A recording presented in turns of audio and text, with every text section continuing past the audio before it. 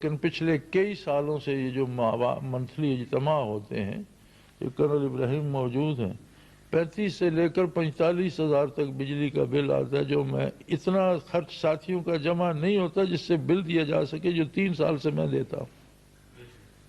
پچھلے 3 سال سے اگرچہ سارا گوشت اس ریوڑ کا پکتا ہے جو میں نے اسی غرض سے پالا ہوا ہے کہ جب ساتھی کل بھی میرے 2 جانور ذبح ہوئے جو شام کا آپ کا کھانا بنا۔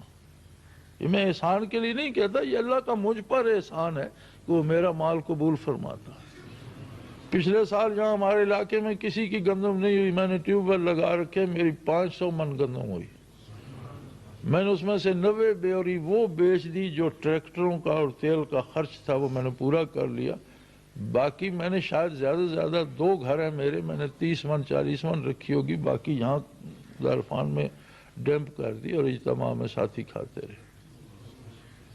اور ہمیشہ اسی طرح ہوتا ہے الحمدللہ کہ جو کچھ بچتا ہے وہ یہاں آ جاتا ہے۔ اور میں نے کبھی پیسے کا یا کبھی غلے کا یا کبھی جنس کا کبھی حساب کیا نہیں، اس لیے نہیں کہ کسی پر احسان کر رہا ہوں، اس لیے کہ اپنے لیے زاد آخرت جمع کر رہا ہوں،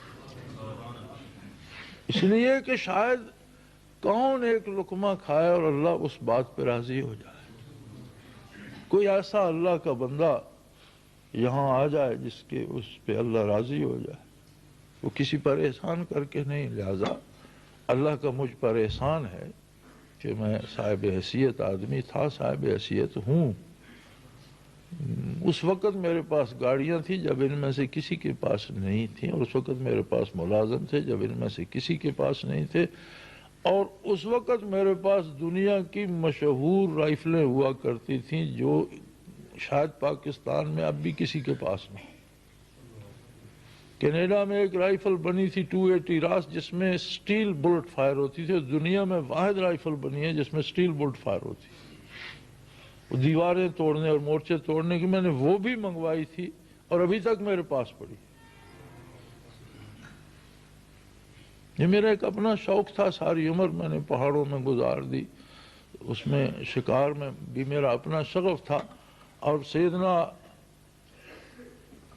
شاہ اسماعیل شہید رحمۃ اللہ علیہ کا وہ قول مجھے ہمیشہ یاد رہا کرتا تھا۔ وہ شکار کیا کرتے تھے تو کسی نے عرض کیا کہ آپ خواہ شکار پہ وقت اتنا کرتے ہیں تو 1 پاؤ گوشت قصاب سے لے، فرماتے تھے جہاد کی ٹریننگ بھی ہوتی ہے، لڑائی کا فن بھی آتا ہے، اور بہترین حلال رزق ہے جو براہ راست اللہ سے بندہ لے لیتا ہے۔ درمیان میں کوئی نہ دکاندار ہے، نہ قصاب ہے، نہ کوئی، اللہ کا جانور ہے، آپ شکار کرتے ہیں، اللہ کے نام پہ ذبح کرتے ہیں اور کھاتے ہیں، دنیا میں بہترین حلال ہے۔